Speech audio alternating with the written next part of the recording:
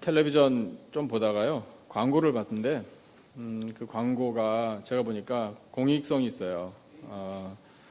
그리고 어떤 그 프로젝트에 따라서 만들어진 광고 같아요. 제가 느끼기에는. 그 프로젝트 이름을, 그냥 이건 저의 해석입니다.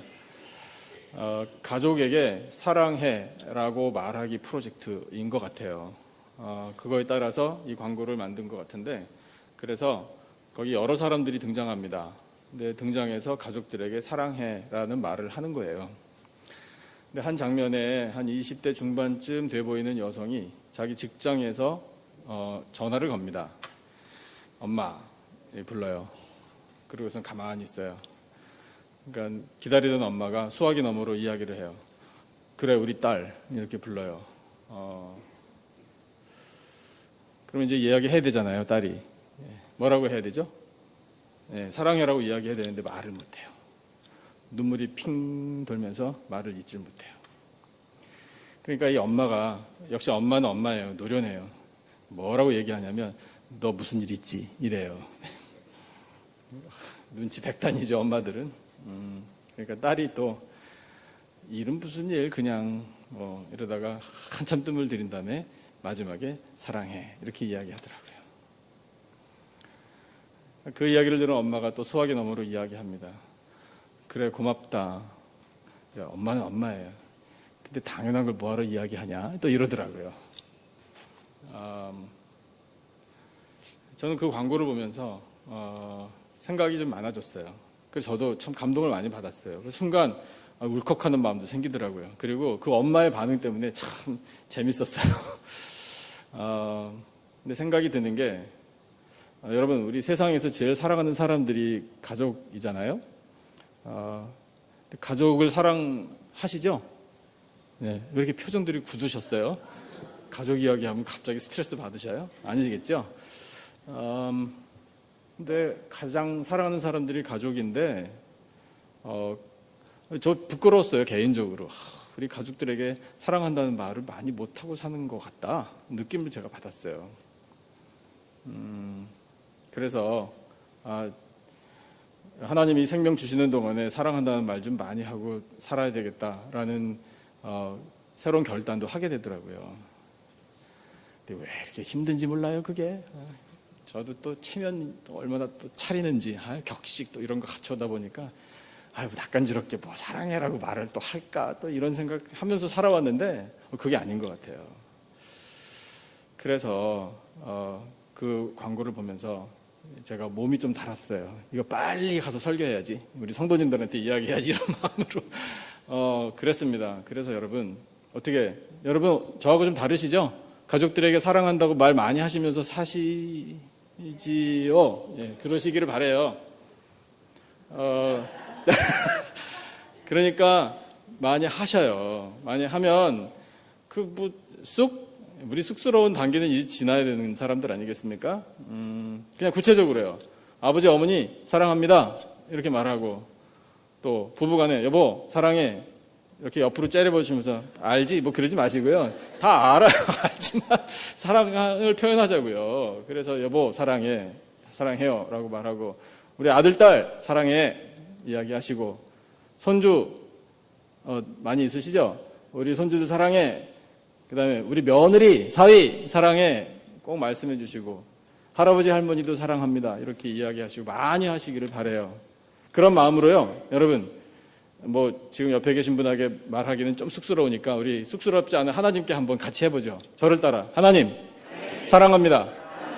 네, 하나님께서 정말 기쁘게 들으실 거예요. 우리 옆에 계신 믿음의 동지들, 믿음의 친구들도 사랑합니다. 그죠? 예, 옆에 계신 분 사랑합니다. 사랑합니다. 이건 좀 할 수 있을 것 같아요. 옆에 계신 우리 장로님, 권사님, 집사님, 우리 믿음의 친구 여러분 사랑합니다. 우리 남가주 기쁨의 교회를 사랑합니다. 할렐루야. 예, 감사합니다. 자, 여러분, 우리가 사랑을 많이 표현하면서 살면 우리 마음에 복이 깃들어요. 하나님께서 우리를 사랑하시기 때문에 그렇습니다. 성경에 보면은요, 하나님 우리를 사랑하셔서 가정을 세워주셨다, 그리고 가정을 돌보신다라는 것을 알게 돼요.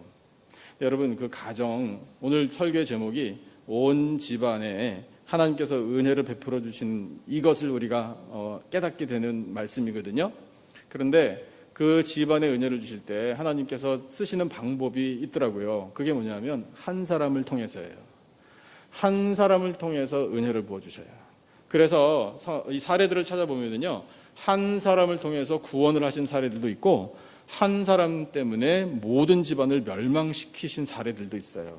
다 교훈이에요. 그렇기 때문에 여러분, 우리 한 사람이 중요합니다. 그 한 사람이 누구 다른 사람이 되어야 한다. 여러분, 그건 부차적인 문제고요. 가장 우선적으로는요, 누가 하나님 앞에 바로 서야 할까요? 내가 서야 돼요. 내가 하나님 앞에 바로 서면 여러분, 우리 집안에도 하나님의 은혜가 넘쳐날 줄로 믿습니다. 사랑하는 성도 여러분, 한 사람 한 사람이 하나님 앞에 바로 서서 하나님이 주시는 은혜 모든 집안이 다 누리시기를 예수님의 이름으로 축복합니다. 그러면 우리가 어떻게 하나님 앞에서 한 사람 한 사람이 바로 설 수 있을까? 이것을 말씀을 통해 우리 깨달아야 되겠죠. 오늘 본문 이외에 다른 본문을 통해서 정리를 좀 해봤어요. 3가지 정도. 근데 첫 번째, 우리가 하나님 앞에 서려면 이렇게 해야 합니다. 같이 한번 읽어주시죠. 한 목소리로 시작. 믿음으로 하나님 앞에서 바로 설 수 있습니다. 믿음입니다. 우리 한 사람 한 사람에게 믿음이 필요합니다. 이스라엘 백성들이 여호수아의 인도로 가나안 땅에 들어가기 바로 전에 큰 숙제를 받았어요. 큰 숙제를 받은 것이 여리고성 점령이에요. 가나안 들어가자마자부터 전쟁 치러야 돼요. 굉장히 부담스러운 일이었어요. 그런데 하나님께서 여호수아에게 지혜를 주셔서 여리고성 정탐하게 하셨죠. 정탐꾼 2명을 보냈습니다. 누구를 만났죠? 라합이라는 사람을 만났어요. 여러분, 그 만남도 우연이 아닙니다. 어떻게 만났는지 성경이 자세하게 정보를 주진 않지만 다 하나님의 역사예요. 우리의 만남은 정말 우연이 아니에요. 하나님의 섭리 가운데 만난 줄로 믿습니다. 그래서 정탐꾼들과 기생 라합이 만났는데 그 기생 라합이 어떻게 된 일인지 믿음을 갖고 있었어요. 근데 우리 알아요. 이방인인데다가 천한 직업의 여자인데 그 라합이 어떻게 여호와 하나님을 믿었을까? 요인은 하나예요. 들음이에요. 들음. 본문에 나와 있어요. 여호수아 2장 말씀을 제가 띄워드릴게요. 눈으로 따라 읽어주세요. 말하되 여호와께서 이 땅을 너희에게 주신 줄을 내가 아노라. 우리가 너희를 심히 두려워하고 이 땅 주민들이 다 너희 앞에서 간담이 녹나니. 누구 때문에? 여호와 하나님 때문에. 그 다음에 10절 보면 이는 너희가 애굽에서 나올 때에 여호와께서 너희 앞에서 홍해물을 마르게 하신 일과 너희가 요단 저쪽에 있는 아모리 사람의 2왕 시혼과 옥에게 행한 일, 곧 그들을 전멸시킨 일을 우리가 들었음이니라. 로마서 10장에 믿음은 들음에서 나며 들음은 그리스도의 말씀으로 말미암았느니라. 믿어지십니까? 들어야 믿음이 생기는 거예요. 내 눈으로 보고 확인해야지 내가 믿겠다. 아니에요. 여러분, 우리 시력도, 우리가 눈으로 받아들이는 정보도 우리가 곡해할 수 있어요. 왜곡될 수 있다고요. 그것이 정확한 게 아니에요. 들어야 돼요. 그래서 말씀을 들을 때 이 라합에게 믿음이 이미 생겼다라는 것을 하나님 말씀하고 계셔요. 그런 다음에 11절을 보면 우리가 듣자, 이게 계속 강조되잖아요. 곧 마음이 녹았고 너희로 말미암아 사람이 정신을 잃었는데 왜 그런가 하면 이스라엘 백성들이 무서워서가 아니라 이스라엘 백성들의 여호와 하나님, 그분이야말로 위로는 하늘에서도 아래에서는 땅에서도 유일하신 하나님이심을 믿었기 때문에, 그 하나님이 살아계심을 알기 때문에 나는 지금 요청한다 라고 라합이 정탐꾼들에게 말하는 거예요. 뭘 요청했나? 그 다음 말씀을 보면 나와요. 12절에 그러므로 이제 청하노니 내가 너희를 선대하였은즉, 감춰줬잖아요. 정탐꾼들, 너희도 내 아버지의 집을 선대하도록 여호와로 내게 맹세하고 내게 증표를 내라, 이렇게 요청할 수 있었던 거예요. 그 다음에 13절 보면 확실해요. 그리고 나의 부모와 나의 남녀 형제와 그들에게 속한 모든 사람을 살려주어 우리의 목숨을 죽음에서 건져내라, 이렇게 요청할 수 있었던 겁니다.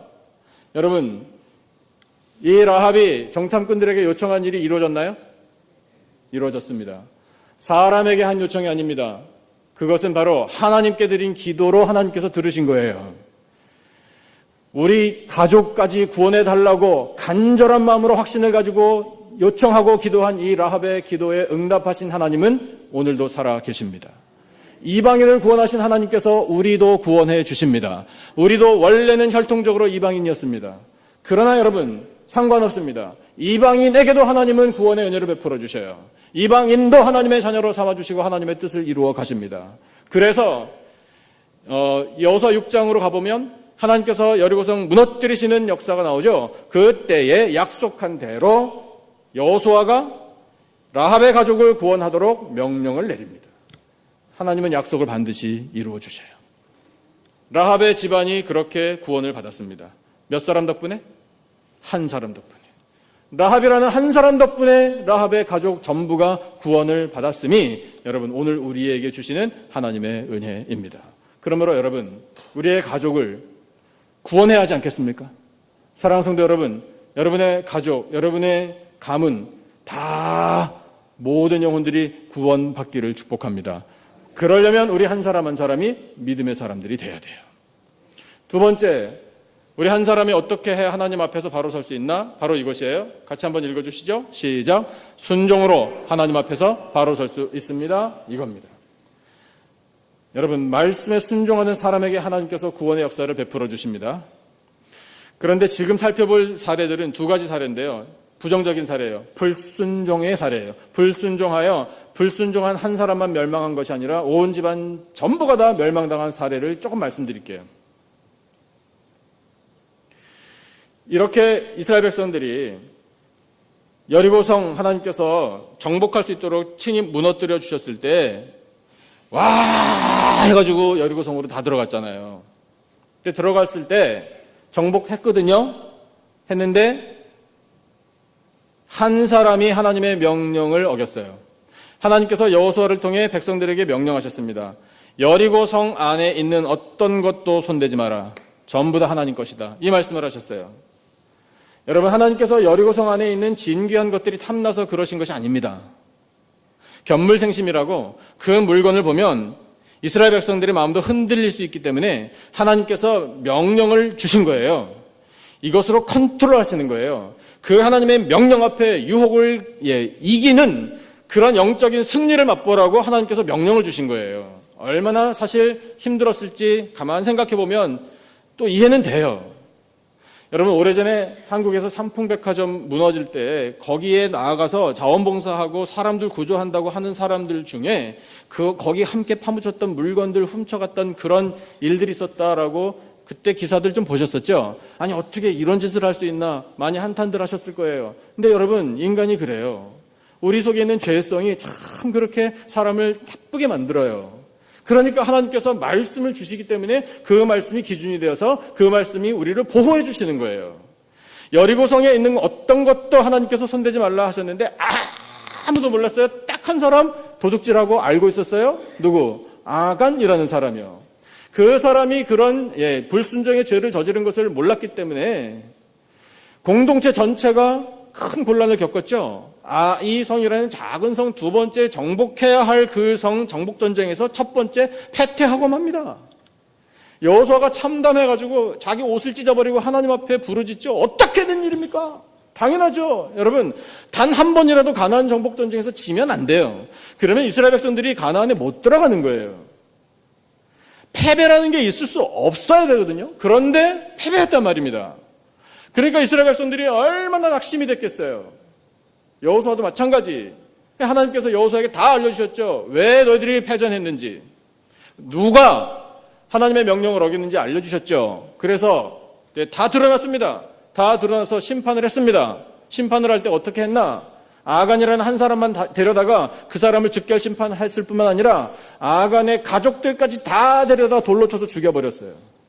재산들까지 다 몰수해가지고 다 돌로 치고 다 불태워버렸어요. 그리고 돌무덤을 쌓아버렸어요. 거기가 아골 골짜기예요. 여러분, 아간이라는 한 사람 때문에 온 집안 사람들이 다 심판당했습니다. 거기 아들들, 딸들까지 다 심판받았다라고 기록되어 있거든요. 어린아이들이 무슨 죄예요? 우리 그렇게 생각할 수도 있어요. 그런데 여러분, 하나님의 입장에서는 그게 아니라는 거예요. 한 사람 때문에 지금 모든 집안이 심판을 받을 수도 있다라는 경종을 강력하게 올려주시는 거예요. 그러니까 여러분, 불순종이 얼마나 하나님을 진노하게 하시는 죄인지를 깨닫게 되는 겁니다. 또 한 가지 사례가 있어요. 가나안에 들어가기 전에 광야에서 이스라엘 백성들이 훈련받고 생활할 때요, 이 모세의 리더십에 반역이 일어났어요. 반역이 일어난 사람들 하나님께서 민수기 16장에 조목조목 거론하십니다. 그 사람들 이름 잠깐 띄워드릴게요.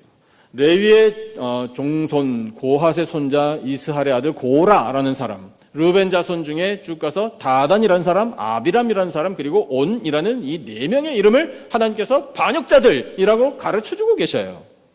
그뿐만이 아니에요. 이 사람들이 선동해서 이스라엘 자손 중에 지휘관 250명도 반역을 했어요.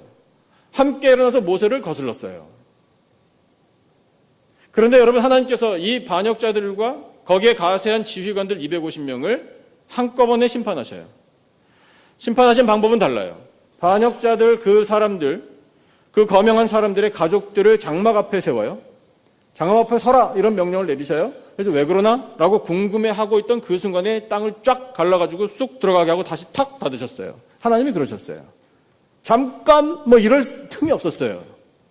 순식간에 그냥 땅속에 파묻힌 거예요. 그 반역자들 한 사람들 때문에 그들의 가족들까지 다. 지휘관 250명요, 하나님께서 하늘의 불로 그 자리에서 태워 죽이셨어요. 그런데 그 다음에 또 더 무서운 일이 일어났어요. 여러분, 그런 일들을 사람들이 다 목격했거든요. 목격했으면 아이고 하나님, 이러면서 다 엎드렸어야죠. 하나님의 심판 앞에 두려워 덜덜덜 떨었어야죠. 근데 그게 아니었어요. 어떤 사람들이요, 모세에게 더 거세게 항의했어요. 당신이 죽였다고. 여러분, 모세가 죽였어요?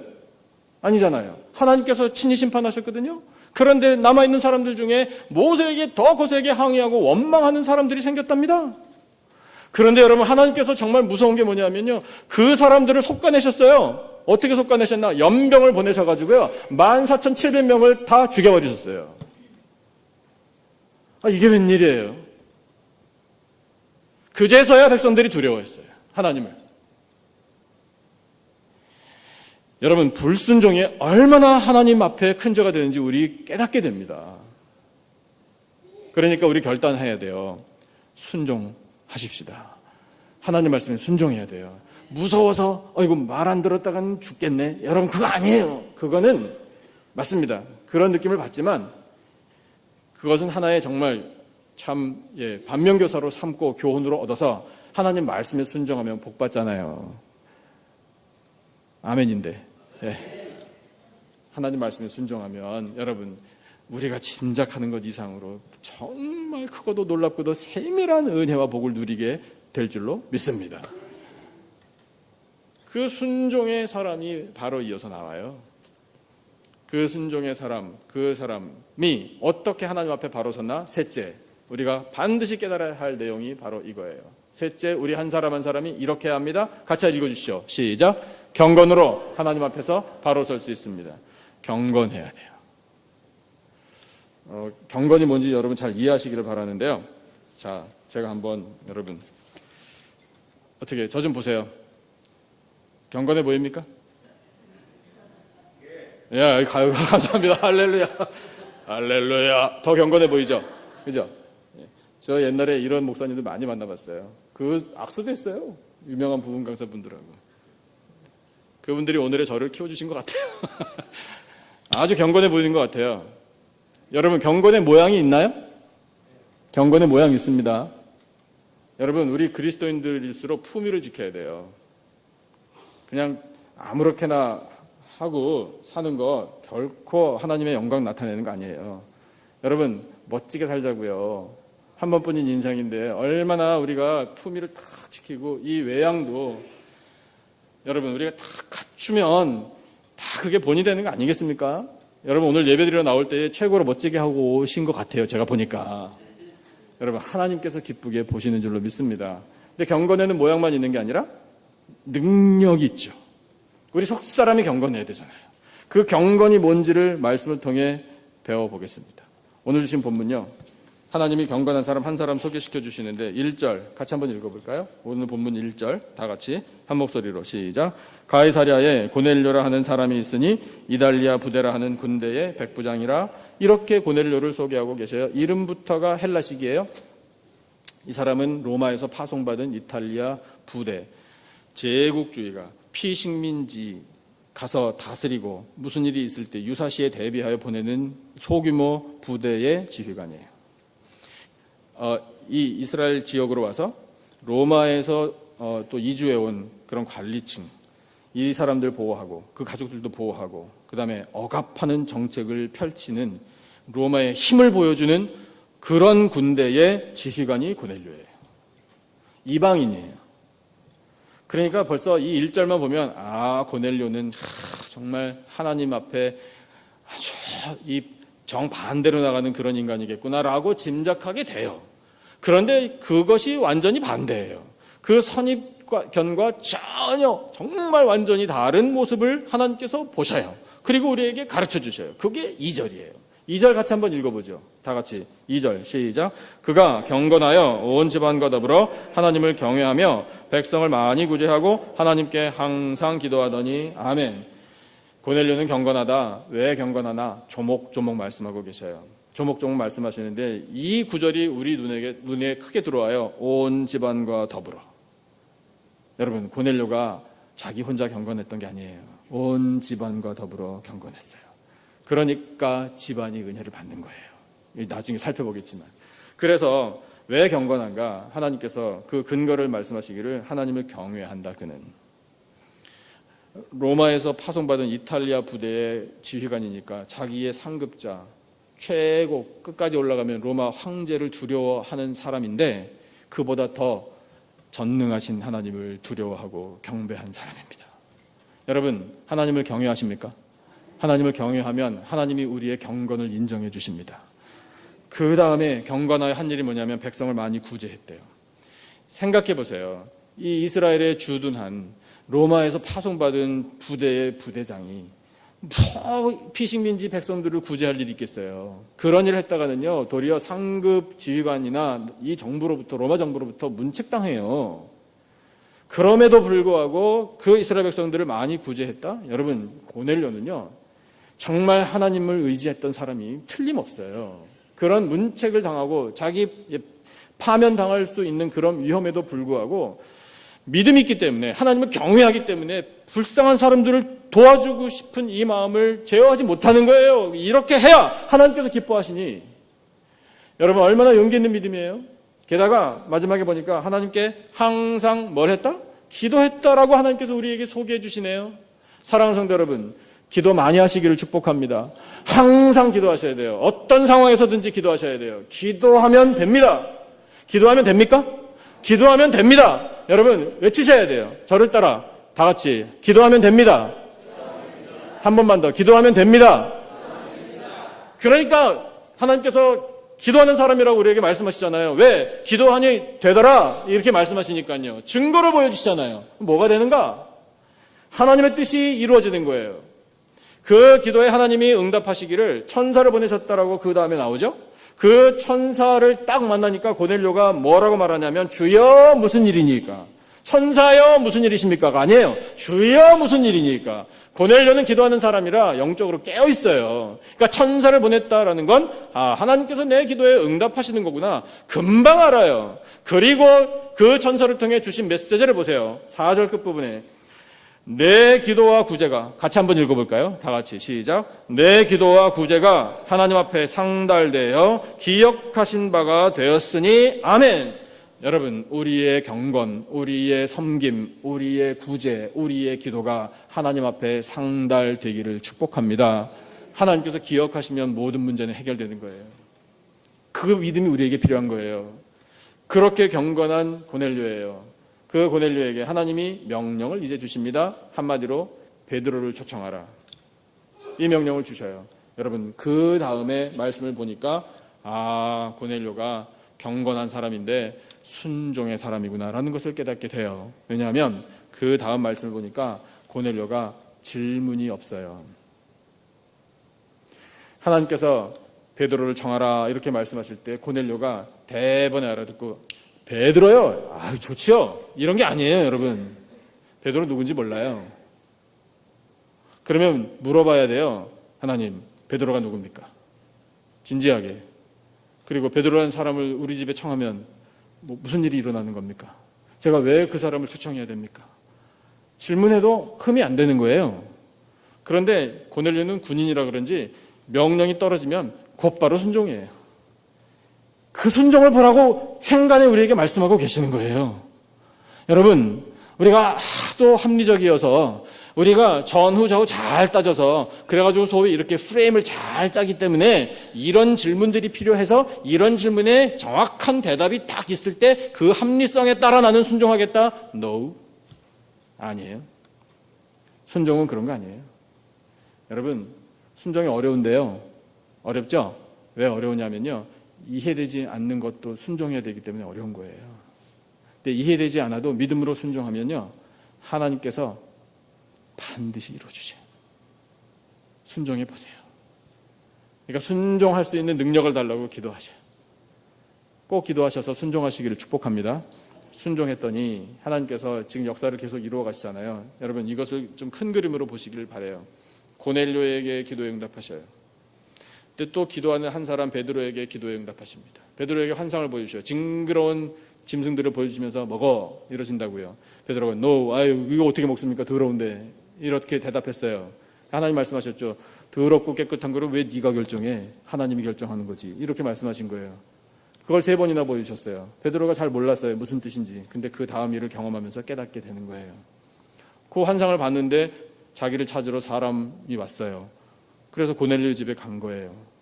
도착해가지고 이제 만남이 이루어져요. 그 만남도 우연이 아니에요.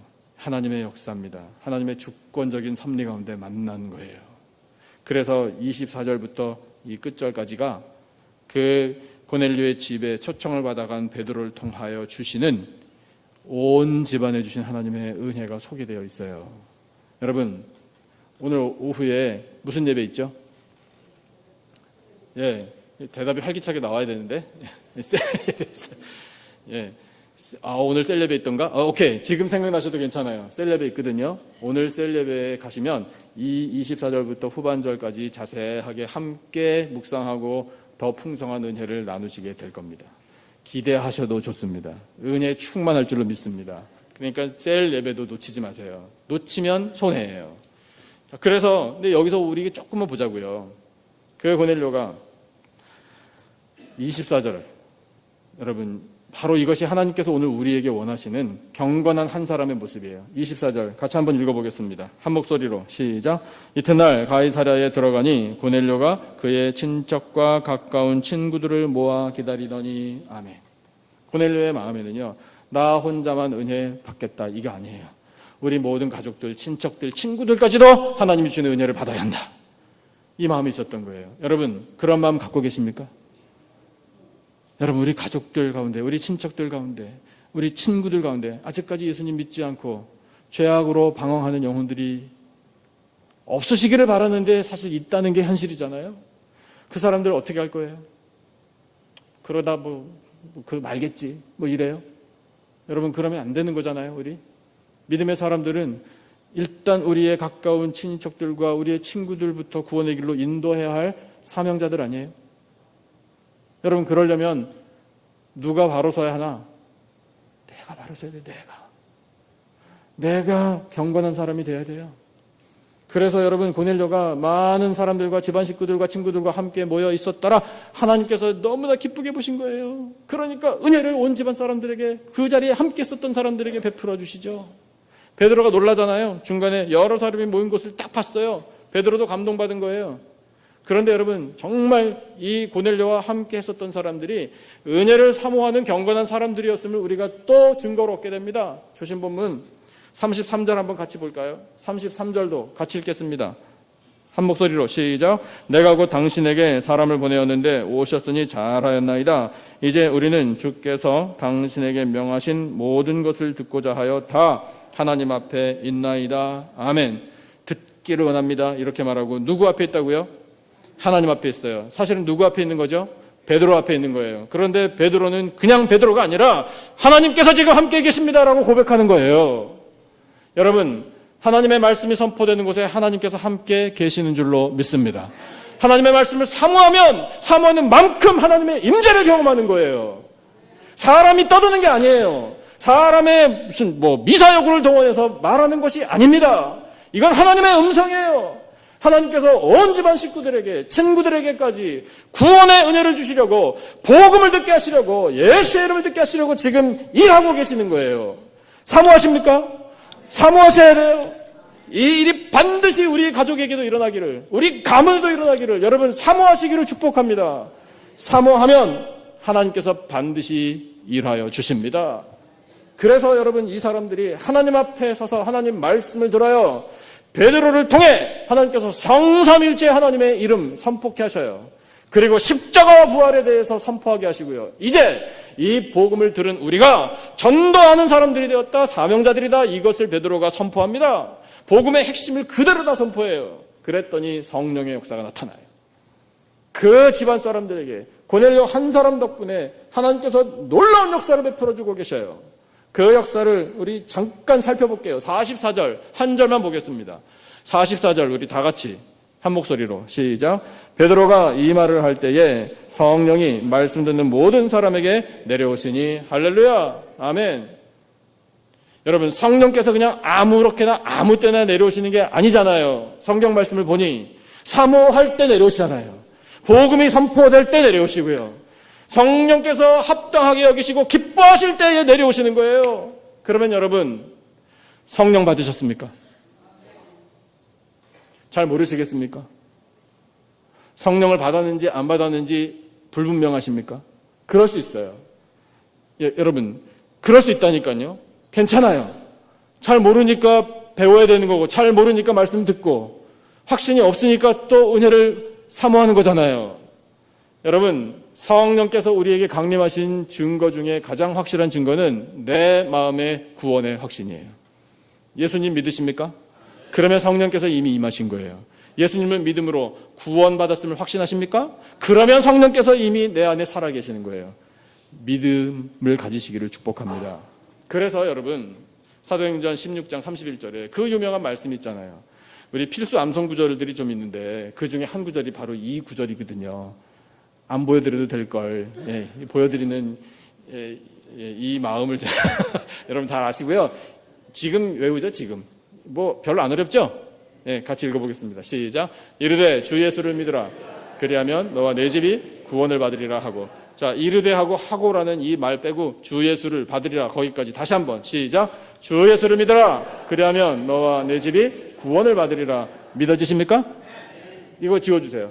안 보이게 하시고, 자, 암송해 보십시다. 다 같이 시작. 할렐루야. 여러분 누가 믿어야 된다고요? 내가 믿어요. 내가 믿으면 우리 집안이 구원을 받아요. 여러분 우리 한 사람 한 사람이 믿음 가운데 순종하는 사람이 되고 경건한 사람이 되십시다. 그런 우리 한 사람 한 사람을 보신 하나님, 우리의 집안 식구들, 우리의 친구들에게도 구원의 은혜를 베풀어 주실 줄로 믿습니다. 사랑하는 우리 성도님 모든 가정과 가문들마다 이 구원의 은혜가 임하여 천국 가정 되시고 영광 나타내시고 믿음으로 승리하시고 풍성한 은혜 누리시기를 예수님의 이름으로 축원합니다. 기도하겠습니다. 하나님 아버지 감사합니다. 한 사람의 믿음과 한 사람의 순종과 한 사람의 경건을 보시는 하나님께서 온 집안 사람들에게도 은혜를 베풀어 주시는 줄로 믿습니다.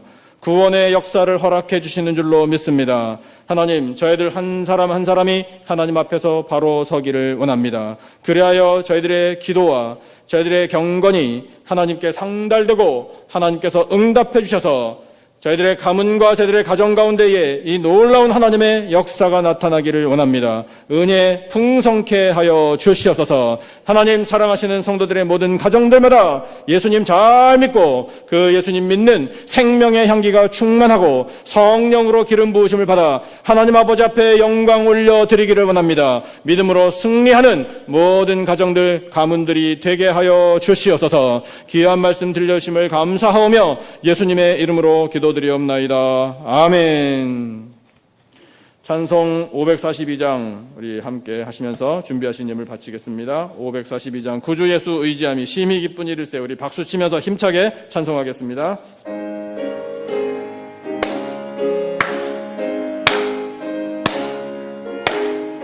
구주 예수 의지함이 심히 기쁜 일일세 영생 허락 받았으니 의심 아주 없도다. 예수 믿는 것은 받은 증거 많도다. 예수 귀한 예수 믿음 더욱 주소서. 구주 예수 의지함이